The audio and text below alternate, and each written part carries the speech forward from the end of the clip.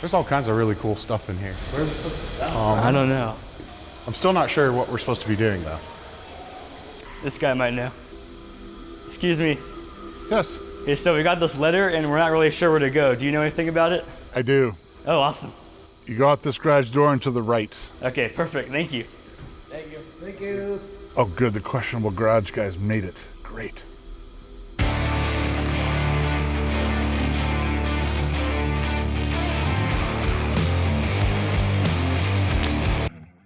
Hello and welcome to the shop. I'm Jared and this is the Questionable Garage. And as you can tell by our different location, we are back at the EV1 warehouse. But these aren't EV1s. This is Darren's 98 S10 electric. This is a Parts 97 electric.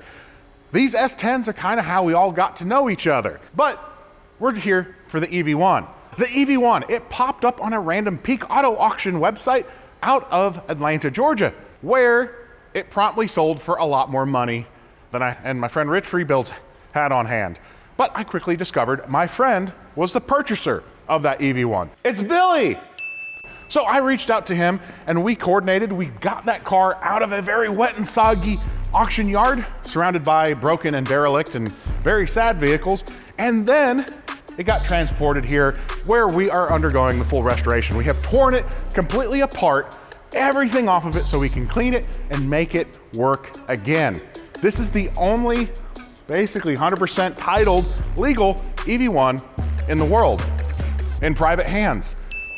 So we want to make it be able to drive and go down the road. That's the ultimate goal. And as we ended our last episode, we had it completely stripped and taken to our friend Grant at Ing Dry Ice for the complete spa day. He is getting this thing cleaned better than new. So, rather than stand around with these trucks, as fun as they are, we are gonna jump in our Tahoe, grab the trailer, and head off to Kentucky. It's a long trip. I've been driving a lot because I just came from Georgia. But we're gonna go, let's get over to Kentucky and scoop up 212 and get it back to the warehouse so we can start rebuilding it. I mean, honestly, it's the absolute best part of any restoration. No more dirty work. It's clean from here on out.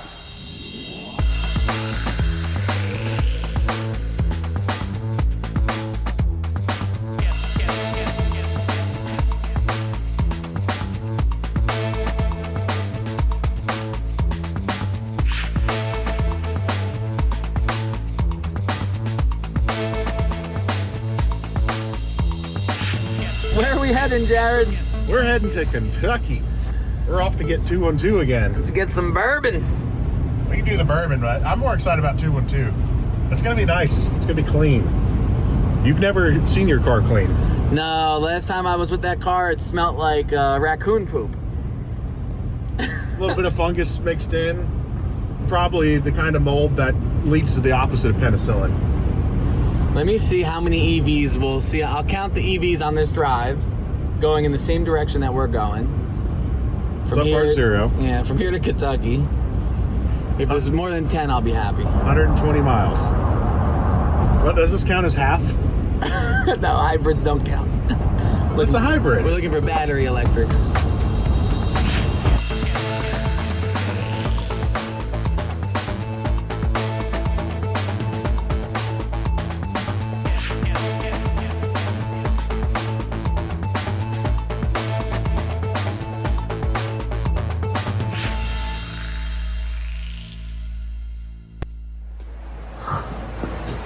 Dude, we're not gonna get disgusting working on it anymore. And it smells fresh. It does, right? It smells fresh. Hey, Grant. What's up? How are you? Good seeing you. BMG. As we knew it would be. Oh my God, look at this. Like just. All right, wait, and then there's a whole lot more. Whoa, the air box. Look at that, y'all. No, here. You remember this? Yeah, you remember that? Oh yeah, no, yeah. Oh my but God. Still got the sticker on it, too. we got some new old stock That shit air looks box. clean. But I still love Grant, like when Darren came and we were talking about rubber and what it does for rubber and plastics. And I told him beforehand how there's the science is magic. Yeah, it's and then he magic. asked you, and it's like Nobody knows. it's magic. Somebody does, but I don't know. that was solid rust. These were basically solid rust. Look at the That was upright. also rusty as shit. Oh yeah, that was solid rust. It's gonna. I'd put a coat of paint on that. But we'll either like, paint or clear it. Yeah.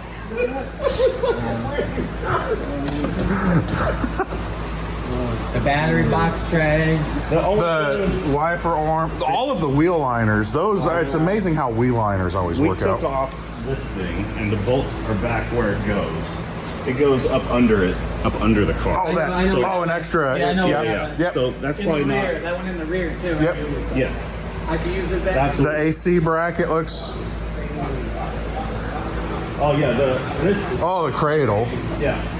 Okay, we knew to expect this, but it still blows your mind. Yeah. This was just like covered in Atlanta mud from. The, Yeah, the mud, the gross. I mean, came and up pretty good. It's really good. It's just amazing. Grant, you just oh, the motor. The motor came out good. I was scared to, like, you can still see some kind of staining on it. Yeah. And I was No. scared to touch anymore because of what it is. Not risking ruining it is. Yeah. Gosh. And then yeah, just. absolutely amazing. Now you guys got a big job of that stuff. Right? Check out your cradle. That's unreal. That is unreal. 2 months ago, we couldn't have imagined being this close to reassembly.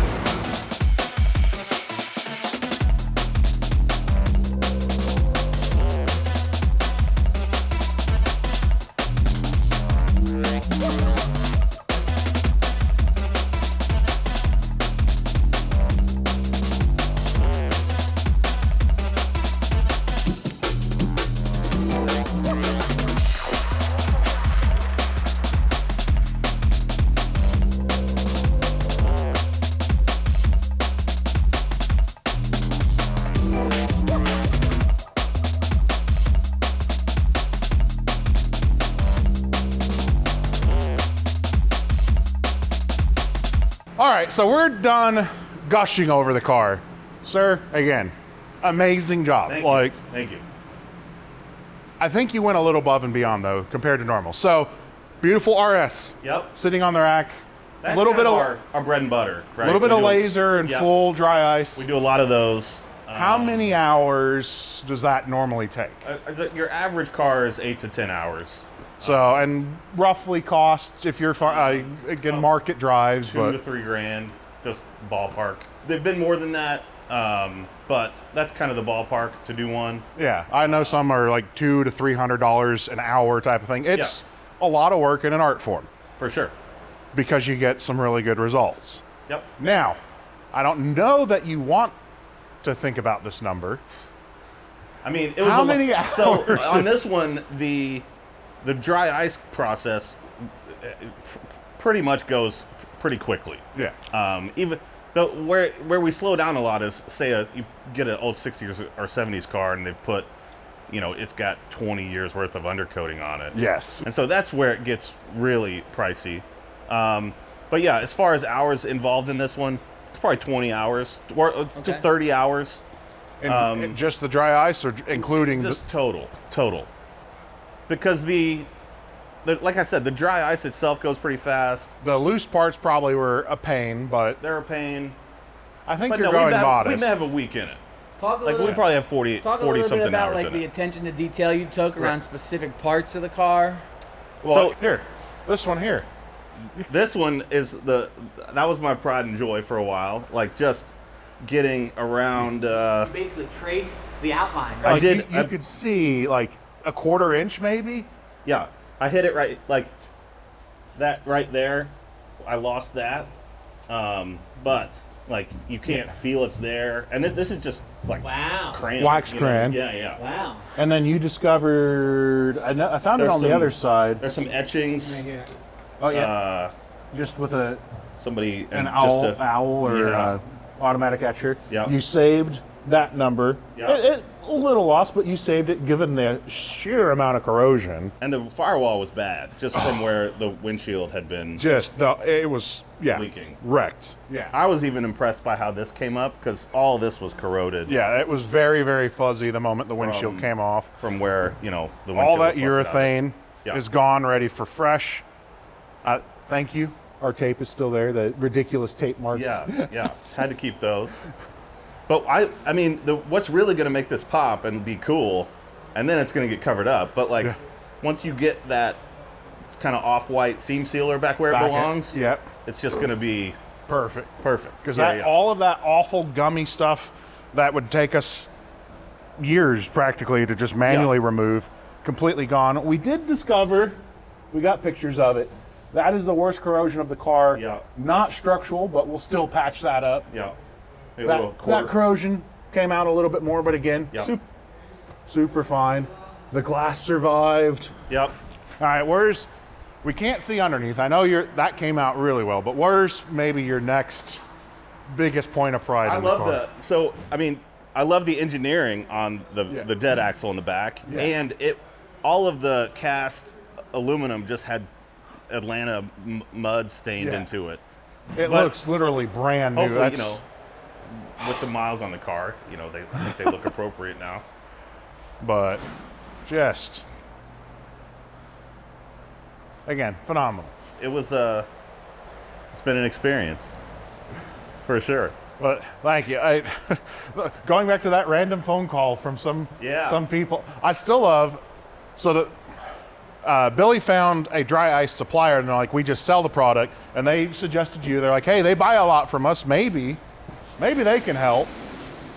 And then on that phone call, you heard the question or statement you hear a million times. Hey, I got something really rare, really special, really cool.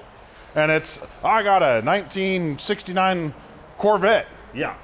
And then Not knocking an old Corvette. No, they're awesome cars, but we do a lot of them. But then it was, oh yeah, it's a GM EV1, and you're like, the green one? And then you were there 5 hours later. Can we get you through there? Back to your story. I think moments before, I was even watching one of the videos on it. So, realistically, if you're comfortable to share, a week of both of your time, like a retail number for this. My quick math's terrible. Okay. If we spent a week on it, it's $250 an hour is what we're charging. Okay. And that's pretty standard. Yeah. I know out west, it might be a little bit more than that. Florida's a little more than that. I think one place is like $375. Yeah, yeah. So that's 8, 10. Yeah. All right. That's You just our did the goal. math, I mean, Billy. Office for you. Billy. appreciate it. Billy. 10 grand? 10 grand. All right. So I'm going to say that there's a level of sticker shock, because that's technically 10% of what it was sold, but in the grand scheme of potential market value, 1%, and it's impossible to do what was done And that would be another way. Night and day. Night and day. I'm excited not just to be filthy every time we touch it. It's thank you. Yeah, no problem. I guess you and Billy need to go to the office. Yeah, I've got some paperwork to do. For sure. And we will have you back as it progresses along, and Absolutely. or we may be back with some small parts for touch-up cleaning, things we didn't bring. And, we'd love to have you up as part of the reassembly. For sure. Yeah. Just let me know. Running, driving, going down the road, I feel like we can make that happen. Doug's got to drive it. Everyone's got to drive it, Yeah. So I grew up speaking to so many people who dreamed about the opportunity to drive an EV1, and I really hope to make it a reality for all of you. I think you can. Let's do it. Yeah. and you, again, now the rebuild starts. So For sure. all right, we've been talking a lot. We're Absolutely. going to do a handshake on camera. Appreciate it. Thank you. Thank you, Grant. Thanks Now for we'll your get it business. out of your way so you can actually get, good paying jobs back through here. Thank you. Yeah, thank you. And we'll drive into the night and we'll pick you guys back up at the EV1 warehouse.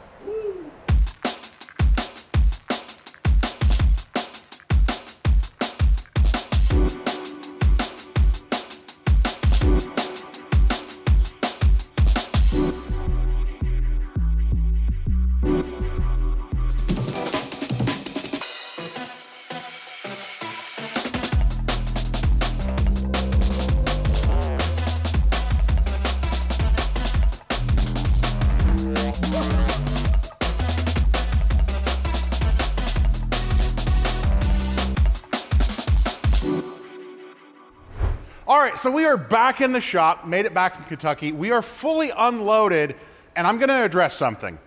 That letter. Hey guys, this package came in from Michigan. It's just addressed to 212. 212. From Michigan? Yeah. Michigan. Billy, congratulations on the purchase of V212. We are watching. Is that good? Who's watching? That letter was real, but there's a lot more to it. There's been about 50 emails back and forth, and we're gonna answer it all. But in order to do that, we have to take a field trip. We're no longer gonna be here at the EV1 warehouse. We need to go to Detroit. But in order to get there, Billy and I are gonna take off in the morning, pick up some friends from the airport, and then Darren and his son Freddie join us later in the afternoon for what we don't know. We were asked to show up to a particular location, and that's where we're gonna be tomorrow. So you guys are gonna come along for something hopefully exciting. It seems like good energy, but I don't know for sure. But fingers crossed, it's all good. And cue driving time lapse.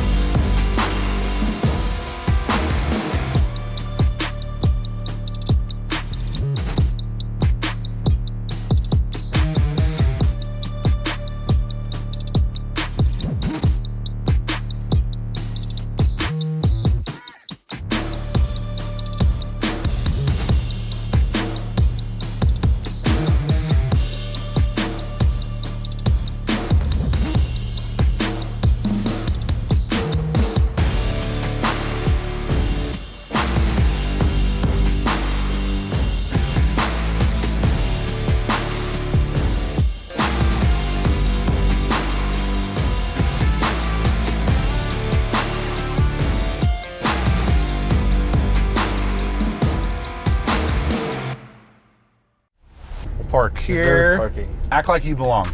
That's the number one rule. Good rule. Watch out for the puddle. Oh no. Don't fall out. Oh. Oh, no. Thank you. Go on. Thanks, sir. Cool garage. Fine. Oh, there's a This Celestic. is a lot warmer. A little bit nicer That's too. really cool. There's all kinds of really cool stuff in here. I don't know. Yeah, Hummer's nice. Do you know, Jared? That's nice. I'm still not sure what we're supposed to be doing though. This guy might know. Excuse me. Yes, Okay, so we got this letter and we're not really sure where to go. Do you know anything about it? I do. Oh, awesome. You go out this garage door and to the right. Okay, perfect. Thank you. Thank you. Thank you. Oh, good. The questionable garage guys made it. Great. Wait, you guys, wasn't that Mark Royce? You guys, Mark Royce? After going through the door on the right, we were driven to a super secret location to peek at some of the coolest cars in General Motors' extensive heritage collection, including the electric prototypes that paved the way to the EV1. We met Adam, who showed us around. Our first clue that GM was on board with the V212 project. We're in Detroit. I don't know where we're at in Detroit, but I'm with Adam. Adam, where are we? We are in a building. An accurate statement. All right, Adam, who are you and what do you do? My name is Adam King. I am the Heritage Collection Vehicle Lead here at General Motors, and we've got some vehicles to show you today. So your job is to be around the cool cars all the time. Part of it, yes, yeah. We're just focusing on the fun part. So what are Yeah, you showing us yeah. first? So we have some stepping stones on the path to what you're here for. First car, 1966 Electrovair II. So this vehicle was never intended for production or for customers, but it is a snapshot in time of the state of the art. Right. So again, taking a regular four-door sedan Corvair and seeing how we can apply a alternative fuel power source. So gone is the gas engine in the rear. We've now got electric motors and batteries front and rear. How big of an electric motor? Size, I'm not sure. The output is about 110 horsepower. So more than the flat six. Yes, but with the additional weight, so this is about 800 pounds heavier than a standard production Corvair. So performance was similar, but much heavier. And this vehicle doesn't look any different than a regular Corvair. Right. So I think it's a really interesting example of this is what was possible at the time. You know, feasibility wasn't quite there yet. Batteries have always been the electric car's crutch in development. Yeah. What kind of battery do we have in 1966? Yeah, so this is a silver zinc battery, which carried quite a hefty price tag in the day. 7 packs up here. There was capacity for an additional 6 in the rear. There's only 1 present at the moment, so you can see more of the powertrain. But yeah, so in 1966, approximately $160,000 for this battery. So that's got to have a lot. 160. I mean, and silver's only gone up, so right, that's at least doubled. Right. 100, lots of range, right? 40 to 80 miles, depending on your speed. But the other issue was life cycle. So this battery could only be cycled 100 times. So every 100 cycles, you got to plunk down the cash for. I can understand why maybe this didn't go into production. Yeah. So when we say state of the art, this was the limits of what we could do. But yeah, a similar silver zinc Delco system can be found in the moon buggy. So space technology. Yep, aerospace and defense technology in a Corvair. Yeah. So yeah, just one bank in place. There was room for an additional 5, but this lets you see. Just a motor bolted to the old. Does that go to the old transaxle? So it's a custom. It's a custom transaxle. Yep. I love. That's the inductive, the current sensor. Or they've gotten a little bit smaller in modern age. Yeah. And it just looks like the stock air fan to cool the engine just moved in a different spot to cool the motor.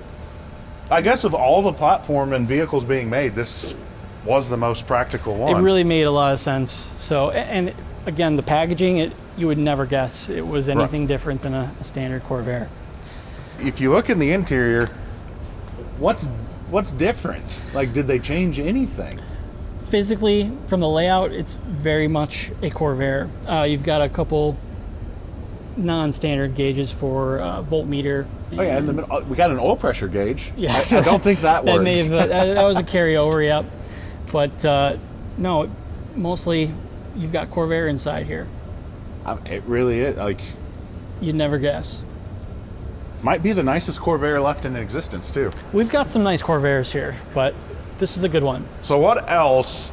We could spend a lot of time just because I like the old stuff. But what else do we have? So the next car, we have the 1987 Sunraycer. Wait, 1 second. Billy! Did someone say Sunraycer? Sunraycer. So 1987 inaugural World Solar Challenge. This vehicle was developed from a clean sheet of paper to breaking records in a 6-month time frame. GM and 15 of its subsidiaries came together to develop this. So Solar World Challenge was a race in Australia, originated in Darwin and ended Adelaide. This vehicle kind of blew the doors off of everything else. Second place finisher was 2.5 days behind.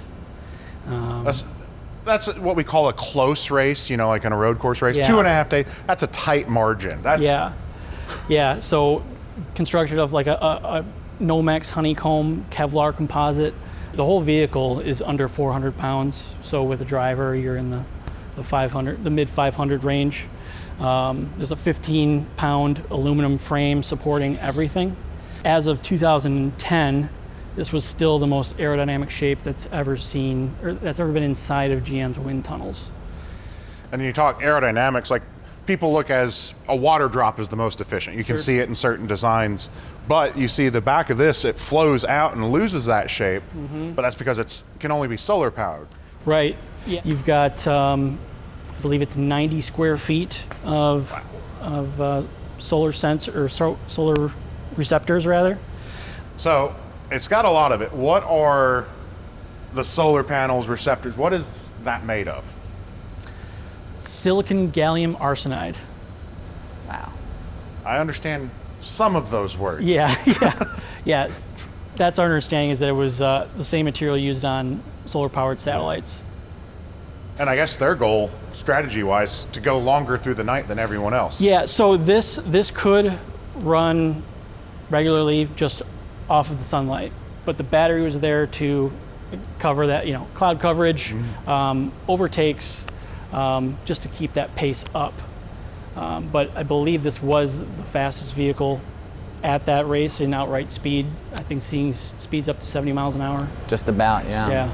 Not a lot of vehicles here that you can pick up with one person can lift this up. And we'll probably take that canopy off for you later and show you. Should Billy sit in it? We'll see. We'll see. So when this won the race, what did it do for General Motors? Well, number one, the thing that I find interesting is being able to take a challenge like that, pull all of these subject matter experts from their different areas, whether it's the material sciences or the aerodynamics or the powertrain components, getting all of them together, making these work, and having a result like a win. And that's something that you kind of have to continue today. You get all the different people together to innovate. Yep. Yeah. There are an immense amount of experts in all areas at GM, and this is one of those great team accomplishments.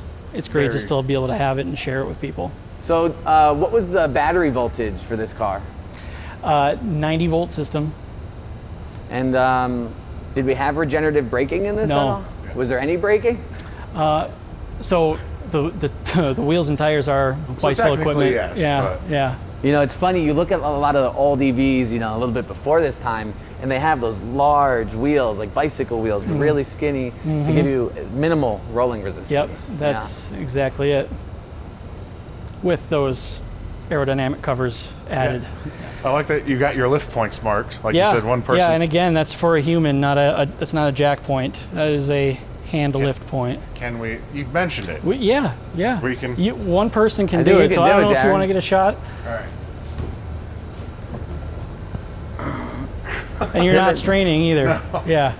I was like, that's really easy. Oh, that's the suspension. I'm like, okay, there's a little weight, but. Yeah. I know the team at AeroVironment was very proud of this. And, absolutely. The year after that this wins, this shows up at the Rose Parade for the Rose Bowl.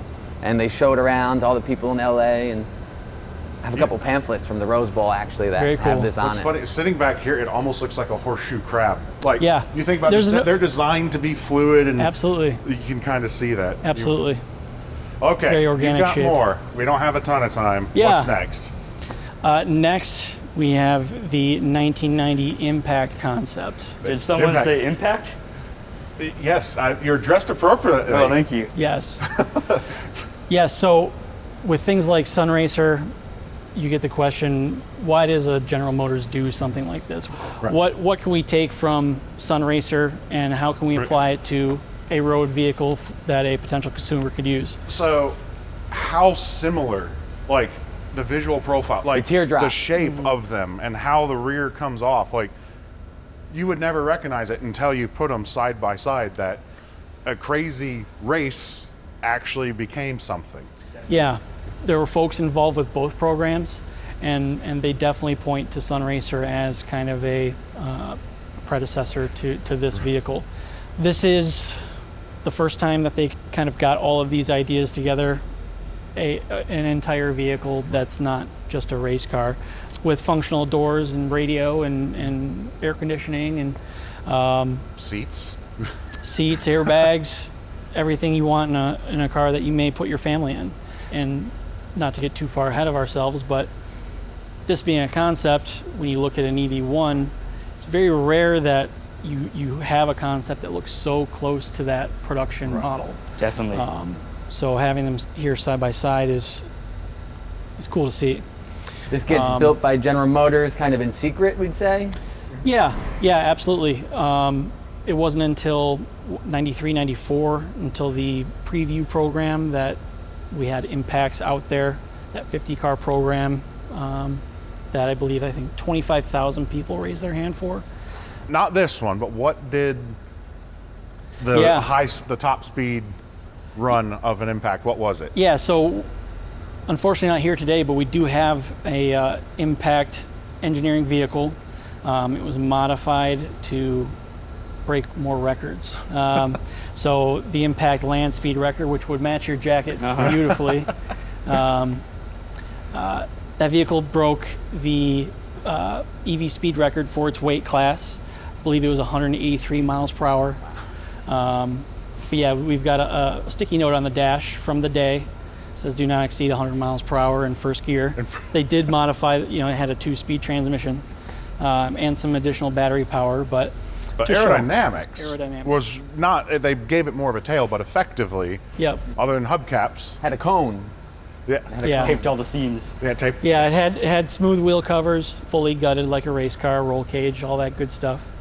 Makes me feel a little better about going 183 because given what we've learned taking apart an EV1, it's not a lot.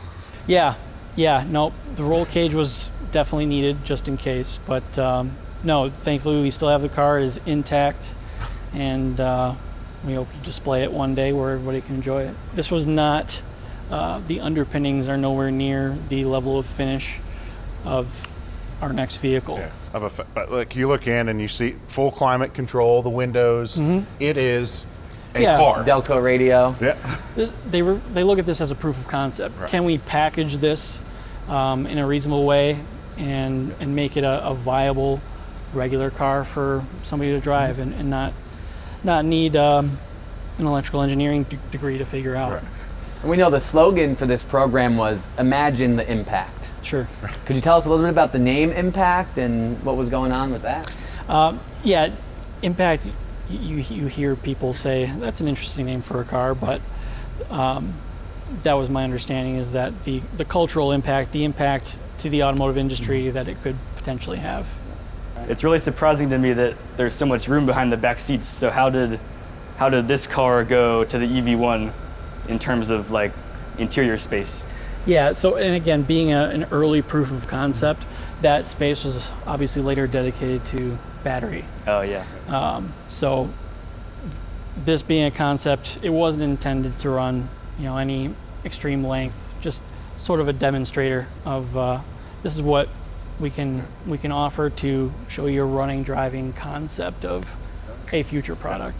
And this car is what we call a tunnel car, where the battery pack is in this tunnel that goes through the middle of the car. And the battery packs are super heavy. So having all the weight in the center there helps you with handling. And then you can see people sit on either side of the tunnel. Yes. And you kind of feel like you're in a cockpit almost. Yeah, the first time I sat in one of these, it struck me as this is a sports car interior. We're accommodating a drive shaft and a transmission probably. But yeah, it's a convenient way to hide that battery and give it a normal car feel. Totally, and you'll see this tunnel car concept continue later on in the 90s with AC propulsion cars and eventually the EV1. And even today, C8 Corvette. Tunnel car. Yeah. All right, there's one more thing to show us, and it's special. Absolutely. You guys ready? Let's go see it. All right, I don't know that the car needs an introduction, but maybe this car needs an introduction. What is special about this one? This is 001. Wow. So the first one off the line for production for customers, and our date. November 14th, 1996. This drove under the banner that we have in our workshop. Excellent, that's awesome. That's awesome. Yeah, so VIN1, it's still in our hands here, and it's in excellent shape. It really, given 212's condition, I don't know, you know, they're pretty close, I think. Very, very Yeah, this clean. one has had a sheltered life. We have taken it out, and it's been at various concours shows and museums, but pretty great shape. Pretty You know, clean. You get in it, it feels brand new. Has it always been owned by GM? Yes. Yep. It's amazing to see it like basically new condition, because Yeah. we've been around. Well, we've on- seen probably the worst condition one. But I'm really happy that this one still gets out. Like, Yeah. it was at a concours as recently as 2022. Yep. Driving. Today, there's a little bit of work to be done in that regard, but yeah, getting into it for the first time and punching the code in and hit and run, it's pretty cool to do that. Oh wait, I'm curious. This is one. Can we open the door? Yeah. We made a discovery. There's a fender support under the plastic fender. I saw that. Yeah. You saw our I saw your video. video. Yeah. Oh my gosh, it is. It is hand cut. And more just how amazing this car is. That looks like it's just cut with tin snips. Like if you look, like it's obviously been partially tool stamped, but then just tin snipped. I love this car. Let's see. The big reveal. It is not cut. This It is is before not they were cut. hitting. That was a field fix after 001. Wow. You know, this one actually looks like it's further back. No, I think the shape's about right. It's just right there. There's not big swoop. Wow. Or they trimmed the whole thing down. Potentially. The light is on inside. So apparently they discovered certain cars on the road, the doors would pop or something. It's very interesting because yours is an early-ish car, because how many roughly were made? Just over 1,100. How many were sold? That's a good question. None. Right, lease. Trick question, Right, trick you got question. me. Lease only You got me, programs. lease only. Yeah. And then you had to be somewhere warm, right? Yeah, and that's why I say, you know, I never had an awareness being from Michigan of these until later in life. So California and Arizona, I believe, were your select markets. And you had to go to Saturn because there's no GM car dealerships. Yeah, and lifetime service, right? So, or life of your lease at least. Right. Yeah, no maintenance cost to the owner, just your lease payment. I believe you could lease the charging system for the home. The cars came with a small charger stored in the trunk, but you could get. Does this have the convenience charger? It does. You know, the inductive charging too was one thing that kind of struck me as a wow. I feel like we haven't seen inductive charging in our normal lives until recently with our phones. Yep. And to see that they had that application here I thought was pretty interesting. What I think is wonderful is it's wireless communication too. Like Yeah. you think of all modern electrics, there's an extra 2 wires just for the cars to talk to, and it was wireless. It's an SAE standard. Yeah. You know, Like J1773. It's really cool. It really ahead of its time in almost any way you can think of. we need to figure out inductive charging to be more efficient, because I think big cities, if you could basically like slot car down the road, would Yeah. make Yeah, your they're working major on it. cities just, you'd have these little cars zipping around everywhere. It's phenomenal. Or And if your then driveway was an inductive charging pad, you know. Yeah. I do have AC propulsion Saturn SC1 that was converted, also a tunnel car. And it does have an Electrolux, and it was a pad that you would put in your floor in your garage, and when Okay. you drive over it, it would lift it up and you would couple, and Great. you could charge the car That's awesome. like that. that's so fun. Now, this becomes the first and only car to have the GM badge. Is that correct? Yeah, I believe the only car on the road that was a GM vehicle. Very cool. And then unfortunately, leases were recalled, parts couldn't be provided, and that leads us to 212. So we're very excited to have it, and I know you guys are excited to see it. Of course, you came all this way. We're not going to not let you have access. So, but just please be careful. You know what you're dealing with here. Indeed. This is a lot better than the worst case scenario of being invited to headquarters. They're friendly. They're amazing. Very friendly. They're amazing.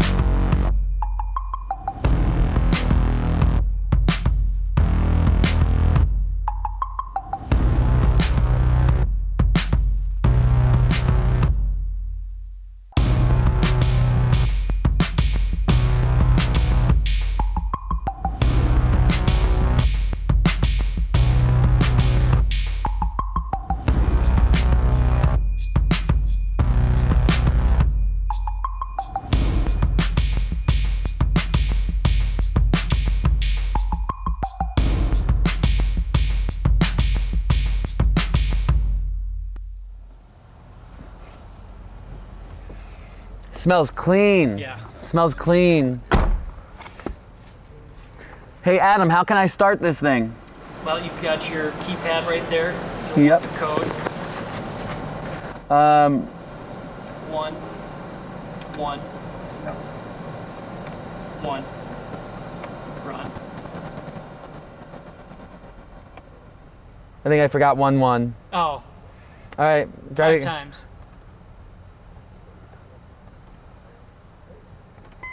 Valid code. There you have it. Wow. Freddie looks just like your magnet. That's amazing. Service soon. 114 miles on the trip. Or How is many that? people have done that in the last 20 years? It says 18 miles range. And then it went out. Yep. And then it went out. And it's Oh, back. it's back. Coast down is on. Turn that off.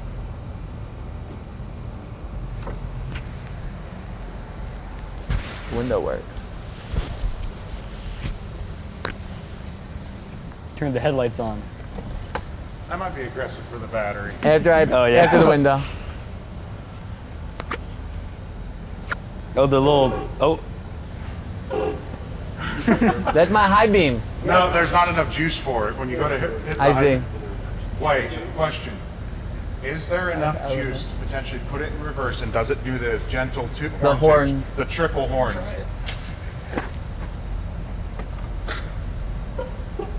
Oh. Someone record that sound for me, please. Billy, I got it. So that sound is actually 2 horns being fired off in synchrony.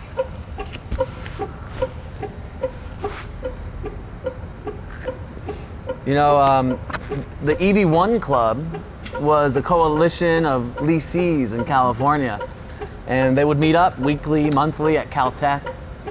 And there was a lot of people that built custom things for this car. Someone had given me some custom cup holders that were actually made of wood instead of this rubber. Some people even polished their rims so that they would have like a mirror finish. You know, there's a real big following. People really love this car. That's wonderful.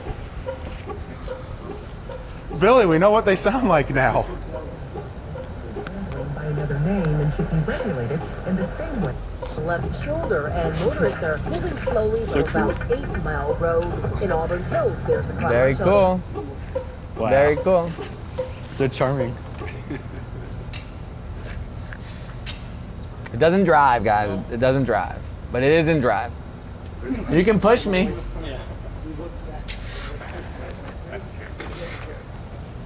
Yeah, the rear brakes are going on and off.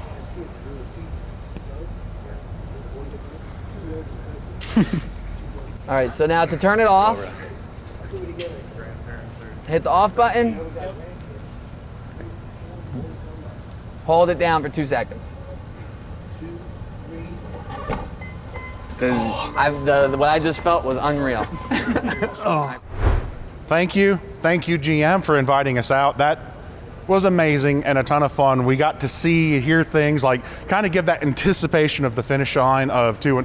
It's a long way to 212, but hearing one power up, hearing the courtesy horn. Thank you so much. That's been amazing. Appreciate all of the time. Absolutely, but you're not done yet.